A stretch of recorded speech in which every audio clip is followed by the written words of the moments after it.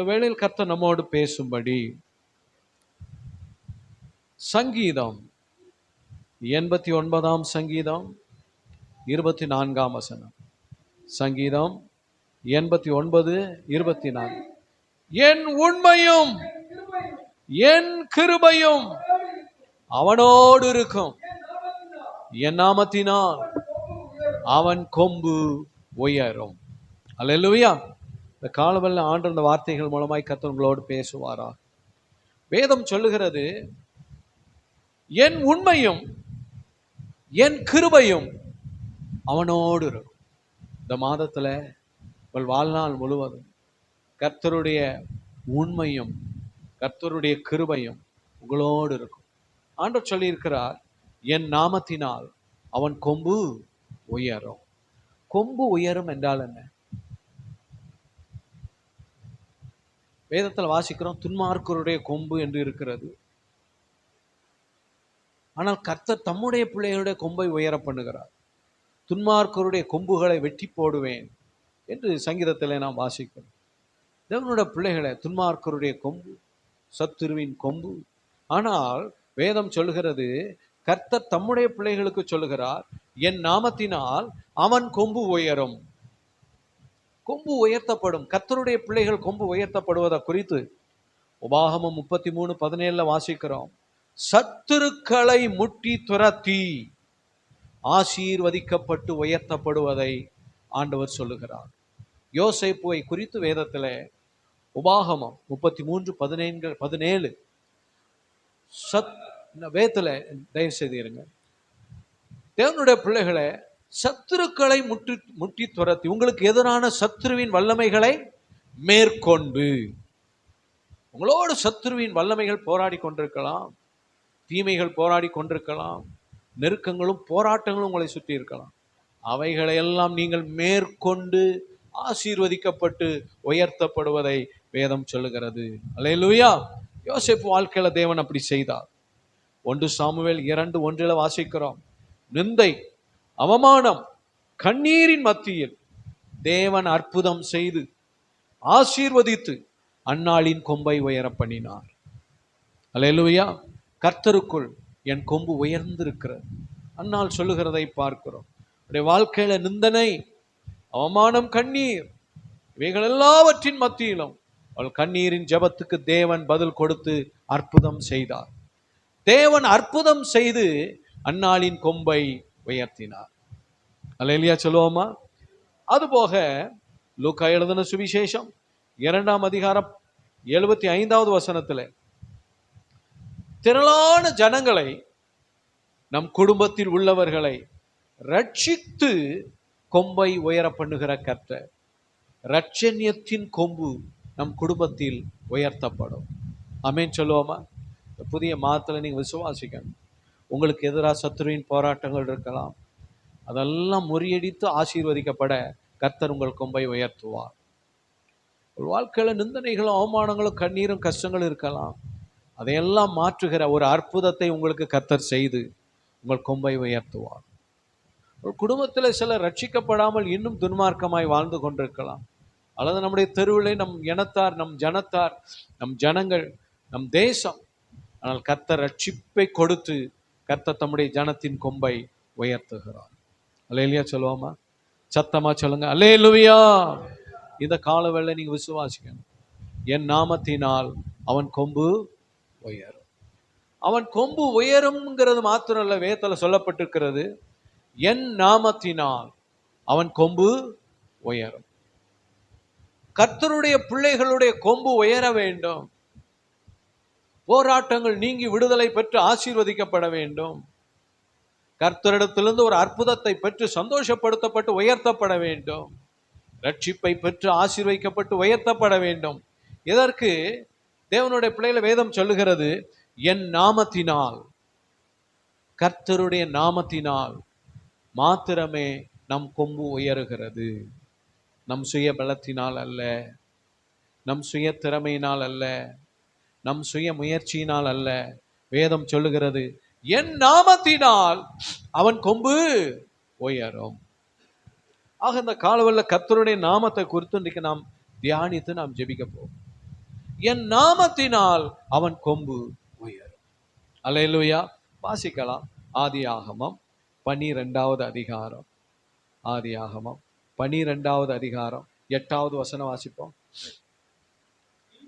பின்பு அவன் அவ்விடம் விட்டு பெயர்ந்து பெத்தேலுக்கு கிழக்கே இருக்கும் மலைக்கு போய், பெத்தேல் தனக்கு மேற்காகவும் ஆயி கிழக்காகவும் இருக்க கூடாரம் போட்டு அங்கே கர்த்தருக்கு ஒரு பலிபீடத்தை கட்டி கர்த்தருடைய நாமத்தை தொழுது கொண்டான். ஆபிரகாமை குறித்து வேதம் சொல்லுகிறது, ஆபிரகாம் கர்த்தருடைய நாமத்தை தொழுது கொண்டான்.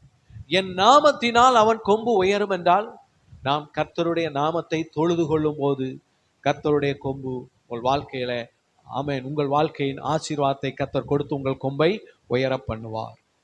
அல்லேலூயா. நீங்கள் கர்த்தருடைய நாமத்தை என்ன செய்யணும்? தொழுது கொள்ள வேண்டும். நல்லா கவனிக்கீங்களா தேவனுடைய பிள்ளைகளை? இயேசு கிறிஸ்துவின் போட்டோவை தொழுது கொள்ளுங்கள் கிடையாது.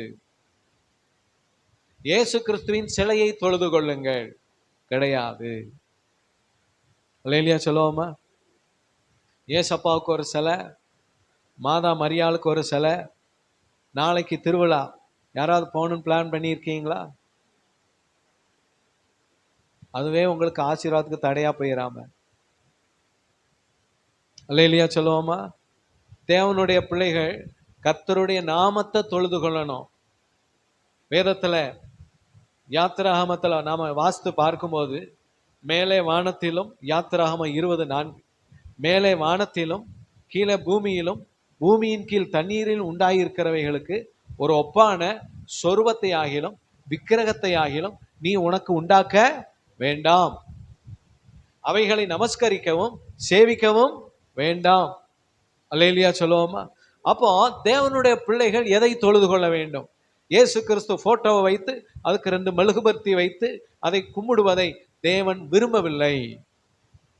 அவருக்கு ஒரு சிலை செய்து அதற்கு மாலை அணிவித்து வணங்குவதை, அதை தொழுது கொள்வதை தேவன் விரும்பவில்லை.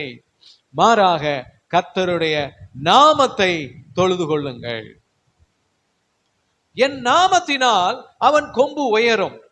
ஏனென்றால் தேவனுடைய பிள்ளைகள் கர்த்தருடைய நாமத்தை தொழுது கொள்ளுகிறார்கள்.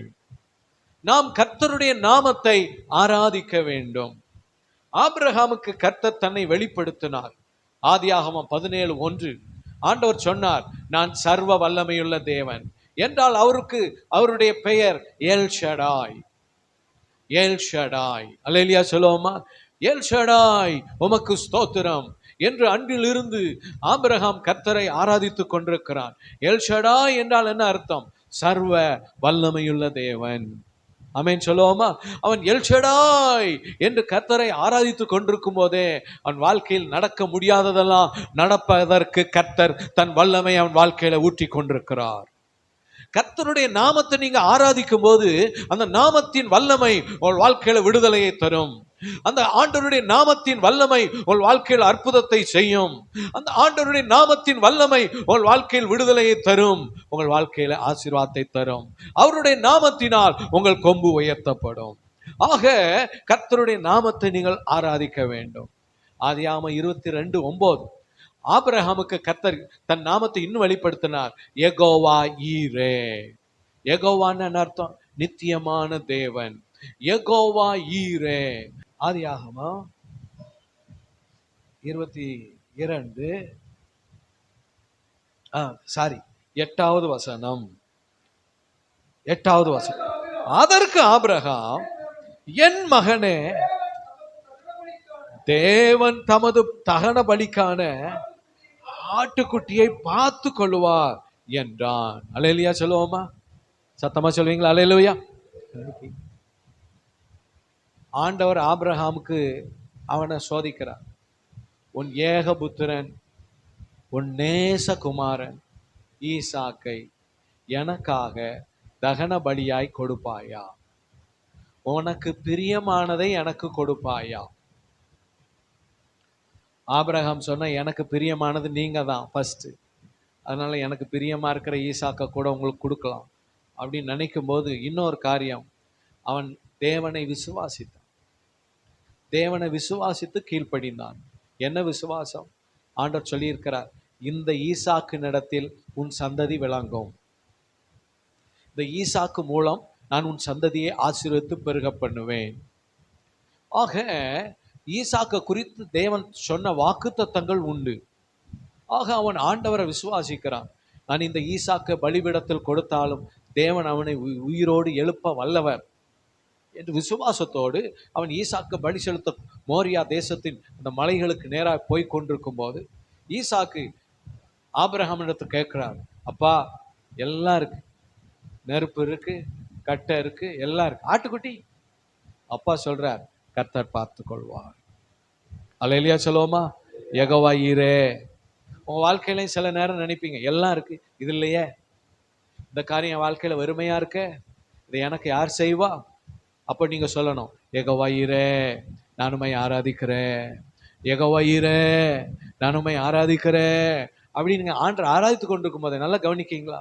இந்த ஆபிரகாம் வாயில மட்டும் யெகோவா ஈரேன்னு வரல, அவன் இருதயம், அவன் எலும்புகள், நரம்புகளுக்கெல்லாம் எல்லாம் சொல்லி கொண்டிருக்கிறது, தேவன் பார்த்து கொள்ளுவார், தேவன் பார்த்து கொள்ளுவார். இதுதான் கர்த்தருடைய நாமத்தை தொழுது கொள்ளுகிற ஒரு அனுபவம். ஆமென் சொல்லுவோமா? பெரிய ஒரு தேவை இருக்கிறது, எங்கு போவோம், பெரிய ஒரு காரியம் இருக்கிறது, என்ன செய்வோம்? வேதம் சொல்லுகிறது, நீங்க சொல்லணும், யெகோவா ஈரே பார்த்து கொள்வார். யெகோவா ஈரேன்னு நீங்க ஞாயிற்றுக்கிழமை ஆண்டரை ஆராதிக்கும் போது, உங்க வீட்டில் உட்கார்ந்து காலையிலே ஆராதிக்கும் போது அந்த நாமம் உங்களை ஆசீர்வதித்து உயர்த்தும். கை வைத்து சொல்லுவோம் அல்லேலூயா. மத்தேயு 1:21 வாசிக்கிறோம், அவருக்கு இயேசு என்று பெயரிடுவாயாக. யோசேப்பு நடத்த தேவதூதன் வந்து சொல்லுகிறார், அவருக்கு இயேசு என்று பெயரிடுவாயாக. ஏன் இயேசு என்று பெயரிடுவாயாக? அவர் தமது ஜனங்களின் பாவங்களை நீக்கி அவர்களை ரட்சிப்பார். அல்லேலூயா சொல்லுமா? இயேசுவே உமக்கு ஸ்தோத்திரம், இயேசுவே உமக்கு ஸ்தோத்திரம் நீங்க சொல்லும் போதே கவனிக்கீங்களா? பாவத்திலிருந்து விடுதலை, வியாதியிலிருந்து விடுதலை, போராட்டத்திலிருந்து விடுதலை, பிசாசின் கிரியைகளிலிருந்து விடுதலை, தடைகளிலிருந்து விடுதலை, கட்டுகளிலிருந்து விடுதலை, கண்ணிகளிலிருந்து விடுதலை, சோதனைகளிலிருந்து விடுதலை, பல தடைகளிலிருந்து விடுதலை. இயேசுவே என்று கூப்பிடும் போதே வியாதியிலிருந்து ஒரு விடுதலை வரும். ஏனென்றால் அவர் விடுதலை கொடுக்கிறார். விசுவாசிக்கிறவங்க ஆமென் சொல்லுவோமா? ஆக இயேசுவே என்று நாம் ஆண்டவரை ஆராதிக்கும் போதே கர்த்தர் உங்களுக்கு விடுதலை கொடுக்கிறவராக, வெற்றியை கொடுக்கிறவராக நம் மத்தியில் வந்திருப்பார். ஆமென் சொல்லுவோமா? இந்த கால் கொண்டு அறிந்திருக்கிறோம், என் நாமத்தினால் அவன் கொம்பு உயரும் என்றால் என் ஜனங்கள் என் நாமத்தை ஆராதிக்கிறவர்கள், தேவ பிள்ளைகள் இயேசுவின் நாமத்தை ஆராதிக்கிறவர்கள். இயேசுவே என்று ஆராதிக்கிறோம், சர்வ வல்லவரே என்று ஆராதிக்கிறோம், யெகோவா ஈரே என்று ஆராதிக்கிறோம், யெகோவா ரஃபா என்று ஆராதிக்கிறோம். என்று ஆராதித்துக் கொண்டே இருக்கும்போது தேவன் அவர்களை பார்த்து சொல்லுவார், என் நாமத்தினால் உங்கள் கொம்பு உயரும். கை வைத்து ஆமென் சொல்லுவோமா? ஆக ஞாயிற்றுக்கிழமை சர்ச்சுக்கு வாரீங்களா? வாயை மூடிட்டே இருக்கக்கூடாது, நல்ல வாயை திறக்கணும், சத்தமா பாடணும், சத்தமா கர்த்தருக்கு ஸ்தோத்திரம் பண்ணணும், ஆண்டவரை ஆராதிக்கணும். வேதத்துல வாசித்து பார்க்கும்போது ரோமருக்கு எழுதின நிருபம் வாசிங்க. ரோமருக்கு எழுதின நிருபம் 1வது அதிகாரம் 21வது வசனம். ரோமர் 1:21.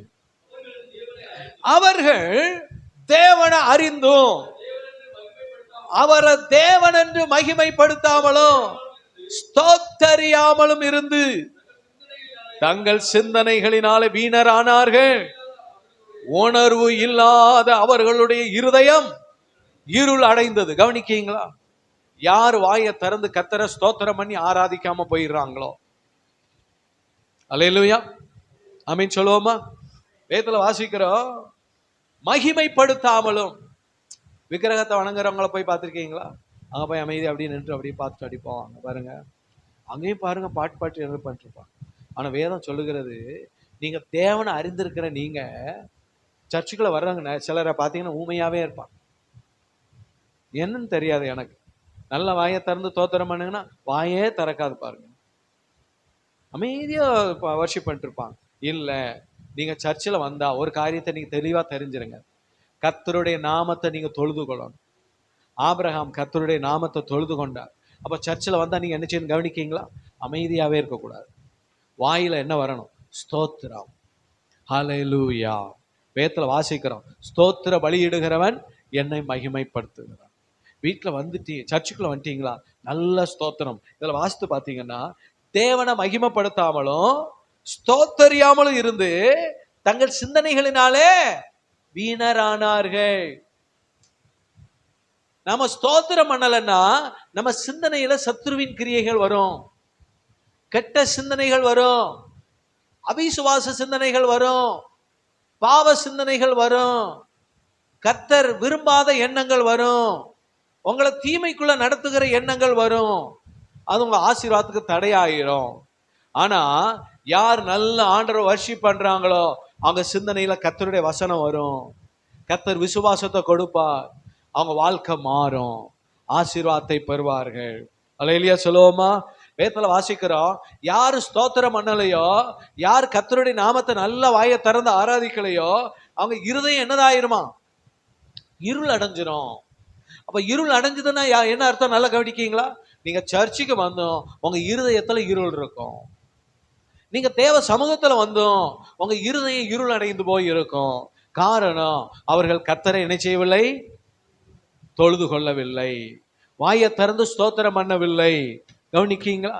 சத்தமாக இயேசுவே உமக்கு ஸ்தோத்திரம், எல்லாரும் இணைந்து இயேசுவே உமக்கு மகிமைன்னு நல்லா உற்சாகமா வர்ஷிப் பண்ணோம்னா தேவ மகிமை இறங்கி வரும். உங்கள் இருதயத்தில் வெளிச்சம் பிரகாசிக்கும், கர்த்தருடைய ஆசீர்வாதம் உங்க வாழ்க்கையில கடந்து வரும். ஆபிரகாம் கர்த்தரை ஆராதிக்கிற மனுஷன், அவர் வாழ்க்கையில பெரிய காரியங்கள் நடந்தது. ஆமென் சொல்லுவோமா? அற்புதங்கள் நடந்தது. தாவீது கர்த்தரை தொழுது கொள்ளுகிற ஆராதிக்கிற மனுஷன். அவர் ஒரு ஆடு மேய்த்து கொண்டிருந்த சிறுவனா இருந்தாலும் அவரை ஆசீர்வதித்து உயர்த்த கர்த்தர் அவரோடு கூட இருந்து பெரிய காரியங்களை செய்தார். நீங்க எப்பன்னு இல்லை தேவ பிள்ளைகளை, ஒரு பைக்ல போறீங்களா, ஒரு இடத்துல உங்க வீட்டுல சமையல் பண்றீங்களா, நீங்க எந்த காரியம் செய்றீங்களா, உங்க வாயில ஒரு ஸ்தோத்திரம், உங்க மனசுல ஒரு பாடல், கர்த்தரை உயர்த்தி கொண்டு வர்ஷிப் பண்ணி கொண்டு அப்படியே நீங்கள் செயல்பட்டு கொண்டிருந்தா உங்க மேல தேவ பிரசன்னம் இருக்கும். அவங்கள கொண்டுதான் ஆண்டவர் சொல்லுகிறார், என் நாமத்தினால் அவன் கொம்பு உயரும். இந்த மாசம் நீங்க ஒரு சின்ன தீர்மானம் எடுங்க. சும்மா இருக்கும் போதே பாட்டு பாடுங்க. எப்பவும் ஆண்டவர் மனசுல நினைச்சு ஸ்தோத்திரம் பண்ணிட்டே போங்க. ஒரு பைக்ல போனா கூட வர்ஷிப் பண்ணுங்க ஆண்டவரை, நல்லா ஆண்டவரை ஆராதனை பண்ணிட்டு போங்க. அந்நிய பாஷை பேசிட்டு போங்க. ஸ்தோத்திரம் ஆண்டவரேன்னு சொல்லுங்க, உமக்கு மகிமை ஆண்டவரேன்னு சொல்லுங்க. ஒரு கஷ்டம் வரும்போது என்ன செய்யணும்னு தெரியாம முடிக்கும் போது சொல்லுங்க, யெகோவா ஈரே நீர் இருக்கிறீர் ஆண்டவரே, பார்த்து கொள்வீரப்பா, அப்படி சொல்லுங்க. அவர் உங்களுக்கு செயல்படுவார். ஆமென் சொல்லுவோமா? இதை யார் நமக்கு செய்வா? நீங்க சொல்லுங்க, எல்ஷடாய் இருக்கிறார், நீங்க செய்வீங்க ஆண்டவரே, அல்லேலூயா சொல்லுவோமா? என்று கர்த்தரை நீங்க ஆராதிக்க ஆராதிக்க தேவன் உங்கள் வாழ்க்கையில வெளிப்படுவார். கர்த்தருடைய நாமம் உங்கள் கொம்பை உயர பண்ணும். சத்தமா சொல்லுமா? அல்லேலூயா. இரண்டாவது, கர்த்தருடைய நாமத்தை குறித்து வேதத்துல வாசித்து பார்க்கும்போது உபாகமம் 28ஆம் அதிகாரம் எடுங்களேன். சத்தம் எல்லாரும் பைபிள் திறந்து உபாகமம் 28ஆம் அதிகாரம் 9வது 10வது வசனம்.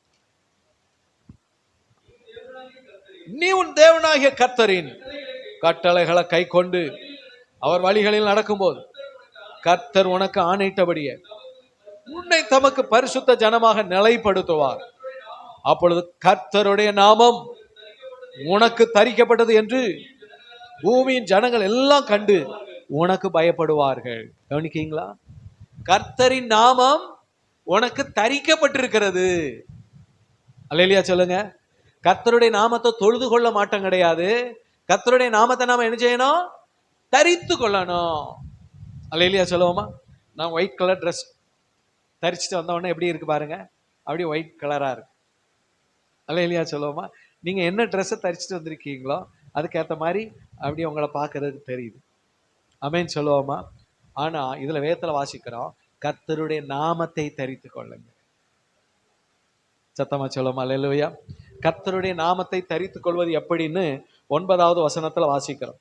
நீ உன் தேவனாகிய கர்த்தரின் கட்டளைகளை கை கொண்டு அவர் வழிகளில் நடக்கும்போது. கவனிக்கீங்களா? அவர் வசனத்தை வாசித்து அவர் வழியில நீங்க நடக்க ஆரம்பிக்கணும். உங்க வழியில போகக்கூடாது. உங்க மனசு ஒன்ன சொல்லும், ஆனா கர்த்தர் உங்களோட ஒரு காரியத்தை பேசுவார். நீங்க ஒரு ஆசைப்படுவீங்க, ஆனா கர்த்தர் உங்களை குறித்து இன்னொரு ஆசைப்படுவார். அல்லேலூயா சொல்லுவோமா? ஆக உங்க வழியை கர்த்தருக்கு ஒப்புவித்து, உங்களை கர்த்தருக்கு ஒப்புவித்து என்னைக்கு நீங்க அவர் வழியில நடக்க ஆரம்பிக்கீங்களோ அன்றைக்கு நீங்க அறிந்திருக்கணும், உங்க மேல கர்த்தருடைய நாமம் தரிக்கப்பட்டிருக்கு.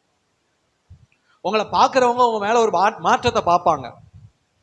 நீங்க பேசுறதுல ஒரு மாற்றம் வந்துடும். நீங்க செய்யறதுல ஒரு மாற்றம் வந்துடும். நம்ம வாழ்க்கையில பரிசுத்தாவியில நிரம்பி ஜெபமணி மகிமையின் மேல மகிமை அடைந்து மறுரூபம் ஆகணும். இயேசுவை போல மாற ஆரம்பிக்கணும். கை வைத்து அல்லேலூயா சொல்லுவோமா? அப்போஸ்தலர் 11:26. அந்தியோகியாங்கிற பட்டணத்துல சபை உருவாயிடுச்சு. இப்போ புதுசா அந்த சபை அங்க உருவான பிறகு அங்க இருக்கிற சீஷர்கள், விசுவாசிகள், கர்த்தருடைய பிள்ளைகளை அந்த ஊர் ஜனங்கள்லாம் பார்த்துட்டு சொல்றாங்க, இவங்க கிறிஸ்தவர்கள் அப்படின்றாங்க. அல்லேலூயா சொல்லுவோமா? முத அவங்களுக்கு அங்கதான் கிறிஸ்தவர்கள்னு பேர் வருது. இன்னைக்கு கிறிஸ்தவங்கிறது ஒரு மதமா மாறிடுச்சு. ஆனா கிறிஸ்தவர்கள்ங்கிறது கர்த்தருடைய நாமம் தரிக்கப்பட்டவர்கள். சத்தமா சொல்லுவோமா? அல்லேலூயா. நீங்க கிறிஸ்டியன் மதத்துக்கு மாறுறதுனால அவருடைய நாமம் தரிக்கப்படுறது இல்லை. இது நாம அவருடைய வழியில நடக்கிறத பார்த்து ஜனங்கள் சொல்றாங்க, இவங்க கிறிஸ்துவை தரித்திருக்கிறார்கள், கிறிஸ்தவர்கள். அல்லேலூயா சொல்லுவோமா? இந்த கால வேளையில நம்முடைய வழிகள், நம்முடைய ஒவ்வொரு காரியம் பாருங்க, இயேசு கிறிஸ்து அப்படியே நம்ம யோசித்து பார்க்கும்போது, அவருடைய வழிகள், அவருடைய காரியங்களை பார்க்கும்போது இயேசு கிறிஸ்து சொல்றார், நல்லா கவனிக்கீங்களா? அவர் சிலுவையில் அடிக்கப்படும் போது கூட சொல்றார், பிதாவே இந்த பாத்திரம் என்னை விட்டு நீங்க கூடுமானால் நீங்க மடிச்சு ஆகிலோ என் சித்தத்தின்படி அல்ல. சத்தமா சொல்லுமா? அல்லேலூயா. சில காரியம் நமக்கு கஷ்டமா இருக்கும், அது தேவ சித்தமா இருக்கும். அந்த வழியில தான் நம்ம நடந்து போக வேண்டியிருக்கும். ஆனா ஒண்ணு நீங்க தெரிஞ்சிருக்கணும், அது தேவ சித்தமா இருந்து அந்த வழியில நீங்க நடந்து போனீங்கன்னா அதை தாண்டி கர்த்தர் உங்களுக்கு ஒரு பெரிய ஆசீர்வாதத்தை கர்த்தர் வச்சிருப்பார். விசுவாசிக்கிறவங்க ஆமென் சொல்லுவோமா? சத்தமா சொல்லுவோமா? அல்லேலூயா. இந்த உலகத்துல கர்த்தருடைய பிள்ளையா நடக்கிற சில நேரம் கஷ்டமா தெரியும். ஆனா அந்த வழியில நீங்க நடந்து போகும்போது அதை தாண்டி போனீங்கன்னா அங்க கர்த்தர் உங்களுக்கு ஆசீர்வாதத்தை வச்சிருப்பார். விசுவாசிக்கிறவங்க அல்லேலூயா சொல்லுவோம். அல்லேலூயா. தேவனுடைய பிள்ளைங்க ஆண்டு சொல்லிக்கிறார், இடுக்கமான வாசல் வழியா பிரவேசிக்க பிரயாசப்படும். கேட்டுக்கு போகிற வாசல் வழி விசாலமா இருக்கு. 2 பாதை இருக்கு. ஒரு பாதை விசாலமா இருக்கு, அழகா இருக்கு, அங்க டெக்கரேஷன் பண்ணி வச்சிருக்கு. ஆனா இன்னொரு பாதை இடுக்கமா இருக்கு, ஆரம்பமே கல்லும் கரடுமா இருக்கு. ஆனா ஆண்டவர் சொல்றாரு, இந்த பாதையில நீ போ. ஐயோ, இந்த பாதை பார்க்க அழகா இருக்கு ஆண்டவரே. ஆனா ஆண்டவர், இந்த பாதையில நீ போ. அந்த பாதை பார்க்க தான் அழகா இருக்கு, உள்ள தள்ளி போயிட்டோம்னா அங்க பெரிய பாதாளம் இருக்கு. ஆனா இந்த பாதை ஆரம்பத்துல பாத்தீங்கன்னா கல்லும் கரடும் கஷ்டமா தெரியலாம். ஆனா அதை தாண்டி உள்ள போனா ஆசீர்வாதங்களும் நன்மைகளும் உயர்வுகளும் இருக்கிறது. ஆண்டு சொல்றார், என் நாமத்தினால் அவன் கொம்பு உயரும். எப்ப தெரியுமா? நாம் அவர் வழியில நடக்கும்போது. விசுவாசிக்கிறவன் கை வைத்து அல்லேலூயா சொல்லுவோமா? சத்தமா சொல்லுவீங்களா? அல்லேலூயா. ஒருவேளை இப்போ உங்களுக்கு ஆரம்பத்தில் நல்லா கவனிக்கீங்களா? ஐயோ, 1 மணி நேரம் நாம உட்கார்ந்து ஜெபிக்கணுமே, கஷ்டமா தெரியலாம். ஆனா சில நேரம் ஜெபிக்க கூட முடியாது. ஒரு நாள் விட்டா கூட எப்படியாவது ஜெபம் பண்ணணும் அப்படியே பிரயாசப்படும்போது சில நேரம் கடினமா இருக்கும், கஷ்டமா இருக்கும். பிரயாசப்பட்டு அவருக்காக வாழணும். சில நேரம் உலக மக்கள்லாம் சினிமா பார்க்கறாங்களே, நம்ம மூடி வச்சுட்டு அதெல்லாம் பார்க்காம இருக்கோமே, உங்களுக்கு கஷ்டமா இருக்கலாம். ஆனா நீங்க அதெல்லாம் அப்படியே பழக்கப்படுத்தி வரும்போது உங்க வாழ்க்கையில பார்க்கும்போது கர்த்தர் பெரிய ஆசீர்வாதத்தை கர்த்தர் வைத்திருப்பார். விசுவாசிக்கிறவங்க அல்லேலூயா சொல்லுவோமா? என் நாமம் தரிக்கப்பட்டவர்கள். அல்லேலூயா. ஆக தேவனுடைய பிள்ளைகளே, கர்த்தருடைய நாமத்தை தரித்து கொண்டவர்களுக்கு ஆண்டவர் சொல்றாரு, என் நாமத்தினால் அவன் கொம்பு உயரும். சத்தமா சொல்லுவோம். அல்லேலூயா. கர்த்தருடைய நாமத்தை தொழுது கொள்கிறவர், கர்த்தருடைய நாமத்தை தரித்து கொண்டுகிறவர். 3வது ஒரு காரியத்தை வாசித்து வேகமா நம்ம ஜெபிக்க போகிறோம். வாசிக்கலாம். யோவான் எழுதின சுவிசேஷம் 14:14. உங்களுக்கு நல்லா தெரிந்த வசனம். என் நாமத்தினாலே நீங்கள் எதை கேட்டாலும் அதை நான் செய்வேன். ஆமென் சொல்லுவோமா? ஆமென். 3வது, இயேசுவின் நாமத்துல நீங்க ஜெபம் பண்ணுங்க. என் நாமத்தினால் நீங்கள் கேளுங்கள். 1, கர்த்தருடைய நாமத்தை தொழுது கொள்ளுங்கள். 2, கர்த்தருடைய நாமத்தை தரித்து கொள்ளுங்கள். 3, கர்த்தருடைய நாமத்தில் ஜெபம் பண்ணுங்க. ஆண்டவரே, இயேசுவின் நாமத்தில் நான் கேட்கிறேன், எனக்கு இந்த இதை தாங்கப்பா. எத்தனை பேர் நாம அப்படி கேட்கிறோம் ஆண்டவர்கிட்ட? எது வரைக்கும் கேட்கணும் சொல்லுங்க? பெற்றுக்கொள்ற வரை கேளுங்க. ஆனா கர்த்தர் உங்களுக்கு கொடுக்கிற அந்த நேரம் இருக்கு பார்த்தீங்களா, மகிமையான நேரமா இருக்கும். அல்லேலூயா சொல்லுவோமா? ஆனா நீங்க அது கிடைக்கிற வரைக்கும் என்ன செய்யக்கூடாது? விடவே கூடாது. சத்தமா சொல்லுவோம். அல்லேலூயா. அன்னாள் பொருத்தனையோடு ஜெபம் பண்ணினார். ஆமென் சொல்லுவோமா? யாக்கோபு போராடி ஜெபம் பண்ணினார். ஆண்டவரே, நீர் என்னை ஆசீர்வதித்தாலொழிய நாம என்ன செய்ய மாட்டேன், போக விட மாட்டேன். ஆபிரகாம் ஜனங்களுக்காக பரிந்து பேசி ஜெபிக்கிறார். ஆண்டவர் நல்லா கவனிக்கீங்களா? சோதம் கொமோரா அழிக்க போறது அவனுக்கு தெரியுது. பரிந்து பேசுற, அப்பா அழிச்சிடாதீங்கப்பா. இவங்க எல்லார் வாழ்க்கையும் பாருங்க, அவங்க கொம்ப கர்த்தர் வைத்துக்கிட்டே இருப்பார். அல்லேலூயா சொல்லுவோமா? மோசே திறப்புல நின்று ஜெபம் பண்றார். ஆண்டவர் சொல்றார், விடு மோசே, இந்த ஜனங்கள் அக்கிரமம் செஞ்சிருக்காங்க, அவங்கள நான் அழிக்க போறேன், உன்னையும் உன் சந்ததியும் பெருக போறேன். மோசே விட மாட்டார்.